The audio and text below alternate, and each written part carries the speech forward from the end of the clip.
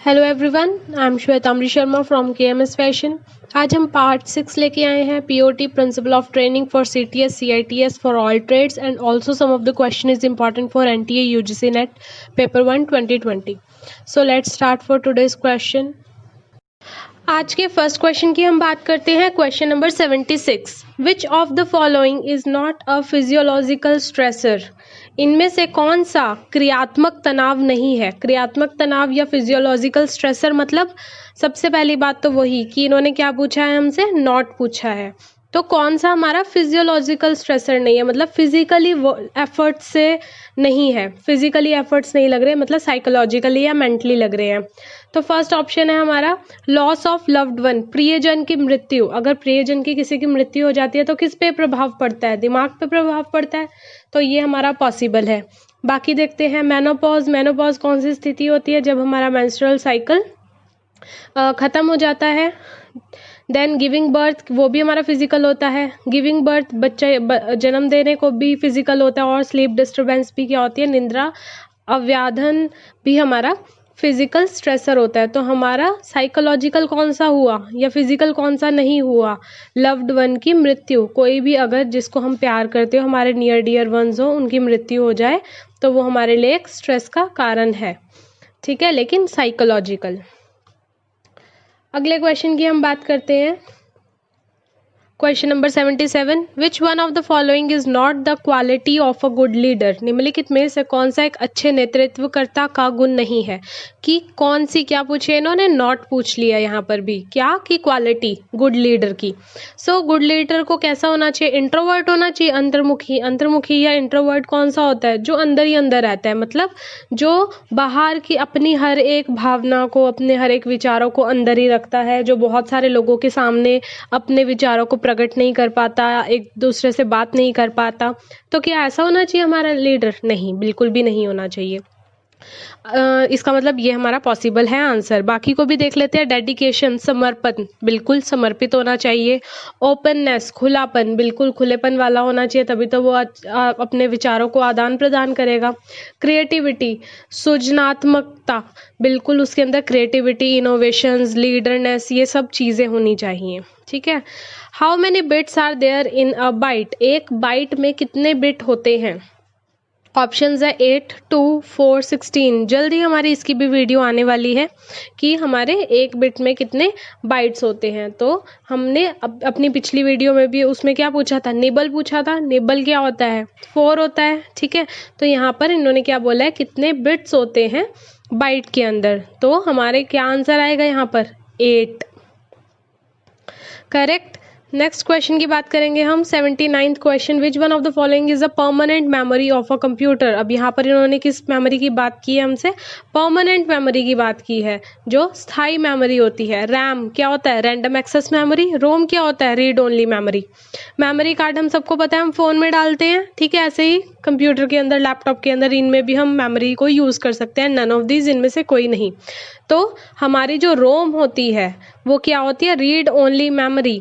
मतलब कि ये कंटेन करती है परमानेंट या सेमी परमानेंट डाटा को। ये हमारी परमानेंट मेमोरी होती है। इसको ही हम नॉन वॉलेटाइल मेमोरी भी बोलते हैं। नॉन वॉलेटाइल का मतलब क्या है? कि जब आपने कंप्यूटर को बंद कर दिया, उसके बाद भी हमारे जो रोम का डाटा है वो एज इट इज रिमेन रहेगा हमारे कंप्यूटर में, correct. 80th question. Process of teaching and learning is a dash communication. शिक्षण और सिखाने की प्रक्रिया एक डैश संचार है। क्या है? टीचिंग और लर्निंग एक कैसा प्रोसेस है हमारा? 2 वे, द्विगम्य, 1 वे, एकगम्य, इनडायरेक्ट, अप्रत्यक्ष, ड्रामेटिक, नाटकीय। तो ये क्या है? जब टीचिंग होती है, टीचिंग किस किस के बीच होती है? टीचर और स्टूडेंट। और लर्निंग भी कब होती है? जब टीचर कुछ निर्देश दे रहा होता है, स्टूडेंट कर रहा है। कौन लोग इन्वॉल्व है? 2 लोग इन्वॉल्व है। तो कौन सा वे का प्रोसेस होगा? ये हमारा 2 वे प्रोसेस होगा। सो जो हमारी टीचिंग होती है और लर्निंग का प्रोसेस होता है, ये 2 वे कम्युनिकेशन होता है। अगले क्वेश्चन की हम बात करते हैं। उन्होंने पूछा which one of the following is not a parameter of formal education. Formal education कौन सी एजुकेशन होती है? लास्ट वीडियोस में भी हमने इसके काफ़ी क्वेश्चंस किए थे। कौन सी होती है फॉर्मल एजुकेशन? वो एजुकेशन जो हम अपने इंस्टीट्यूट्स में, स्कूल्स में, कॉलेजेस में लेते हैं। ठीक है, तो हम देखेंगे कौन सी नहीं है। It must have a definite syllabus, course, prescribe time etcetera. इनमें से निश्चित पाठ्यक्रम, कोर्स, निर्धारित समय आदि पर होनी चाहिए। जो चीज़ निर्धारित है वो क्या है? फॉर्मल है। Guidance is essential, it is obtain from other members of society. मार्गदर्शन आवश्यक है, यह समाज के अन्य सदस्यों से प्राप्त किया जा सकता है। नहीं, हम इनफॉर्मल एजुकेशन में हम अपने घर वालों से या समाज से समझ सकते हैं, लेकिन जो फॉर्मल एजुकेशन होती है हमारी, उसके अंदर क्या होता है कि हमें हमारे टीचर से ही हर चीज़ समझनी पड़ती है। तो यहाँ पर इन्होंने नॉट की बात की है, तो नॉट क्या है हमारा फॉर्मल एजुकेशन में? हमारा जो है सेकंड ऑप्शन वो है हमारा इनफॉर्मल एजुकेशन। ठीक है, अगला है हमारा एक्वायर्ड इन एन इंस्टीट्यूट, एक संस्थान में प्राप्त किया जाता है। तो बिल्कुल फॉर्मल एजुकेशन तो संस्थान में ही प्राप्त होती है ना। आप कॉलेज में, इंस्टीट्यूट में जाते हैं पढ़ने के लिए, स्कूल्स में जाते हैं। And choice of field is available, बिल्कुल हमें हमारी मर्जी होती है हमने कौन सी ट्रेड लेनी है, कौन सी स्ट्रीम लेनी है। तो हमने यहाँ पर बता दिया इनफॉर्मल एजुकेशन हमारा कौन सा है? बी। अगला क्वेश्चन है ministry of skill development and entrepreneurship was founded in, कब हुई थी? 2014, 15, 16 या 17? पहले भी ये क्वेश्चन आ चुका है, रिपीटेड क्वेश्चन है। सो कब हुई थी? 2015 के अंदर हमारी जो मिनिस्ट्री थी स्किल डेवलपमेंट और एंटरप्रेन्योर की, वो फाउंड की गई थी। 83rd क्वेश्चन, यहाँ से देख सकते हैं आप इजीली इस क्वेश्चन को। ठीक है, इसमें इन्होंने क्या दे रखा है? कॉमन डिफेक्ट्स बताने हैं। किसमें? इंस्ट्रक्शन में, है ना। इंस्ट्रक्शन के अंदर कॉमन डिफेक्ट्स बताने हैं हमें। तो ऑप्शंस इसके देख लेते हैं क्या है। पहला ऑप्शन दे रखा है failure to set examples for trainee. अब देखिए, कोई भी इंस्ट्रक्शन देने हैं तो इंस्ट्रक्टर देगा, किसको देगा? ट्रेनी को देगा। ठीक है, तो failure to set example for trainee, अगर मैं एज एन इंस्ट्रक्टर हूँ, इंस्ट्रक्शंस दे रही हूँ, लेकिन मैं एग्जाम्पल ही नहीं दे पा रही हूँ, उसमें ही मैं फेल हो जा रही हूँ, तो क्या वो अच्छा इंस्ट्रक्शन है? बिल्कुल भी नहीं। तो फर्स्ट ऑप्शन आएगा। Failure to plan a lesson properly, अगर मैं लेसन कोई अच्छे से प्लान नहीं कर पा रही हूँ तो भी ट्रेनी लर्न नहीं कर पाएगा, तो सेकंड ऑप्शन भी हो सकता है। थर्ड है बैड मैनर, मेरी ही कोई बैड मैनर्स होंगी जो ट्रेनी के आगे आ जाएंगी, वो भी बिल्कुल गलत बात है। और फोर्थ है failure to gauge the standard of the training, कि मैं उसको जो उसका स्तर पे उसको समझाने में ही सफल ना हो पाऊँ। ठीक है, मैं समझा ही ना पाऊँ जिस हिसाब से मेरा ट्रेनी कोई भी चीज़ मेरे से समझ सकता है, तो फिर क्या होगा? वो भी चीज़ गड़बड़ हो जाएगी। तो यहाँ कॉमन डिफेक्ट्स पूछे थे, तो क्या आएगा हमारा? डी हमारा सही आंसर आएगा, क्योंकि ये सारे के सारे क्या हैं? डिफेक्ट्स ही हैं। नेक्स्ट क्वेश्चन लेके चलते हैं। 84 मैच द फॉलोइंग क्वेश्चन है, ये भी आप यहाँ से इजीली देख सकते हैं। क्या पूछा है इस क्वेश्चन के अंदर? मैच करना है, किसको करना है? आईज, ब्रेन और लिम्स को करना है ना। ऑप्शंस देखते हैं किससे करना है। अब देखिए आईज को किससे मैच करेंगे। यहाँ पर ऑप्शंस में दे रखा है observe, verify and devised action, कि ऑब्जर्व करो, वेरीफाई करो और उसके अकॉर्डिंग एक्शन लो। हैंडल्स थ्रू मस्कुलर मूवमेंट से हम हैंडल करते हैं। और रिसीव करते हैं information, change them to nerve impulse. तो हमारी आईज क्या काम करती है? पहली बात तो जो आईज है ना, उसमें जो रेटिना होता है हमारी आईज के बैक साइड पे एक थिन लेयर की टिश्यू होती है, जिसके अंदर मिलियंस ऑफ क्या होते हैं? लाइट सेंसिटिव नर्व सेल्स होते हैं। ठीक है, जो क्या काम करते हैं? ये वाले जो सेल्स होते हैं हमारी जो रेटाइना के अंदर होते हैं, ये कन्वर्ट करते हैं लाइट को किस में? इलेक्ट्रिकल इम्पल्सेस के अंदर।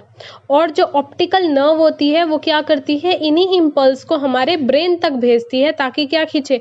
एक पिक्चर तैयार हो जाए। तो मेनली ये क्या कर रही है? ये रिसीव कर रही है इंफॉर्मेशन जो हम नर्व इम्पल्स को चेंज करके भेजते हैं। तो फर्स्ट का क्या आएगा? आर। यहाँ पर ये देखिए दो हैं हमारे फर्स्ट के आर के लिए, ए और सी। कोई बात नहीं, हम अगला क्वेश्चन अपना अगला ऑप्शन देखते हैं। ब्रेन क्या करता है? ब्रेन ऑब्जर्व करता है, वेरीफाई करता है और एक्शंस बताता है ना। तो सेकंड का क्या आएगा? P, means this one. First A हमारा सही होएगा। और लिम्स क्या करते हैं? वो हैंडल करते हैं मस्कुलर मूवमेंट्स को। सो 84 का हमारा करेक्ट ऑप्शन क्या है? ए। नेक्स्ट क्वेश्चन पे चलते हैं हम। 85th question, dash is an ability to think in terms of abstract idea, it is a supreme power which controls all our mental traits. अमूर्त विचारों के संदर्भ में सोचने की क्षमता है, यह एक सर्वोच्च शक्ति है जो हमारे सभी मानसिक लक्षणों को नियंत्रित करती है। सबसे पहली बात तो हमें ये पता होना चाहिए कि कौन सी एबिलिटी है जिसको थिंक करते हैं हम, एब्स्ट्रैक्ट आइडिया। एब्स्ट्रैक्ट आइडिया होता क्या है? एब्स्ट्रैक्ट आइडिया क्या होता है? एक वो आइडिया होता है जो हम जिसको हम कंसर्न नहीं करते, किससे? वर्ड से, थिंग से, मतलब उस आइडिया को जिसको हम टच नहीं कर सकते, लेकिन हम क्या कर सकते हैं उस आइडिया को? हम उस आइडिया को फील कर सकते हैं। करेक्ट। तो उस आइडिया की ही बात की है कि ऐसा कौन सी एबिलिटी होती है जिसमें हम थिंक कर सकते हैं एब्स्ट्रैक्ट आइडिया के बारे में, और जो सुप्रीम पावर भी है, जो क्या करती है? हमारी सारी मेंटल ट्रेड्स को, हमारी सारे दिमाग की जितने भी लक्षण हैं उन सबको नियंत्रित करती है। इमेजिनेशन, कल्पना करते हैं हम सिर्फ, ऑब्जर्वेशन, अवलोकन, रिकलेक्शन, पुनर्स्मरण, और इंटेलिजेंस, बुद्धि। सो मेंटल ट्रेड सारे कहाँ से हमारे हैंडल होते हैं? है ना, हमारी बुद्धि से। तो इसलिए 85th का आंसर डी आएगा। नेक्स्ट क्वेश्चन है 86, according to law of learning dash is an analogy of the law of satisfaction. अधिगमन के नियमों के अनुसार डैश संतुष्टि के नियम के अनुरूपता रखता है। अब जो लॉ ऑफ लर्निंग है, ठीक है, हम लॉ ऑफ लर्निंग की यहाँ पर बात कर रहे हैं। जो लॉ ऑफ लर्निंग है उसके अंदर क्या, कौन सा ऐसा लॉ है जो एनालॉगी है लॉ ऑफ सेटिस्फेक्शन के, वो देखते हैं। ये थर्ड लॉ है हमारा, जो कि क्या है हमारा? लॉ ऑफ इफेक्ट, मतलब प्रभाव का नियम। लॉ ऑफ इफेक्ट क्या करता है? जिसकी वजह से ये एक ऐसा ट्रेल है, ये एक ऐसा स्टेप है जिससे क्या होता है? सेटिस्फेक्शन मिलती है किसी भी चीज़ में कनेक्ट होने पे। अब देखिए, जैसे कि यहाँ पर हम बात कर रहे हैं कि लॉ ऑफ इफेक्ट, किसी भी चीज़ का प्रभाव पड़ता है, तो क्या किसी भी चीज़ के प्रभाव से सेटिस्फेक्शन क्रिएट होती है? अच्छी हो बुरी हो वो एक अलग चीज़ है, लेकिन लॉ ऑफ लर्निंग में अगर एक टीचर ने, ठीक है, अच्छा आपको पढ़ाया तो लॉ ऑफ इफेक्ट है वो, लेकिन उससे क्या आ रहा है आपको? अगर आपको सही समझ आ रहा है तो वो लॉ ऑफ सेटिस्फेक्शन है। Next question 87, esteem of other through status, recognition, appreciation, etc. and internal factors such as self-respect, achievement and autonomy belongs to प्रतिष्ठा के माध्यम से दूसरों का सम्मान, अभिज्ञान, अभिमूल्यन इत्यादि और आत्मसम्मान, उपलब्धि और स्वायत्त जैसे आंतरिक कारक डैश से संबंधित होते हैं। तो इन्होंने क्या बात कर रहे हैं? ये सारे के सारे हमारी सेल्फ स्टीम की बात कर रहे हैं, ठीक है। किससे होती है? स्टेटस से, रिकॉग्नाइजेशन से। हमारी प्रतिष्ठा किस किस चीज़ों से होती है? दूसरों का सम्मान, अभिज्ञान, ठीक है, एप्रिसिएशन से। ये सब चीज़ें किस चीज़ से बिलोंग करती है? बिलोंगिंग और लव नीड से, संबंध और प्यार की आवश्यकता से, सेल्फ एक्चुअलाइजेशन नीड से, स्ववास्तविकरण की आवश्यकता से, स्टीम नीड्स, सम्मान की आवश्यकता, या साइकोलॉजिकल नीड्स, क्रियात्मक आवश्यकता। तो ये हम सब चीज़ें किस चीज़ के बारे में बात कर रहे हैं? स्टीम के बारे में। तो यहाँ पर हमारी नीड्स भी किस चीज़ की होगी? हमारी स्टीम की, सम्मान की नीड्स होगी, की आवश्यकता। 88 क्वेश्चन पे चलते हैं हम। वाइल एनालाइजिंग द सिलेबस, जब भी हम एनालाइज कर रहे हैं सिलेबस, मतलब हम सिलेबस को देख रहे हैं, ठीक है, तो एटीट्यूड जो है except to be developed is related to. Attitude कब बनता है? जब डूइंग, कोई कार्य कर रहे हो तब, नोइंग, जब ज्ञान हो तब, बीइंग, अस्तित्व, या ओरिएंटेशन, अभिविन्यास। अब यहाँ पर ना ये हमारा सारी चीज़ें किसके संदर्भ में हो रही है? हमारी टीचर और लर्नर। जो हमारा टीचर है, टीचिंग के वे में हो रही है या लर्नर के वे में हो रही है? दो ही जगहों पे ही काम करता है हमारा, जो हमारा प्रिंसिपल ऑफ लर्निंग टीचिंग है। तो या तो हम टीचर के तरफ से सोच सकते हैं किसी चीज़ को, या हम लर्नर के वे से सोचेंगे। तो सिलेबस को एनालाइज करता है आपका टीचर।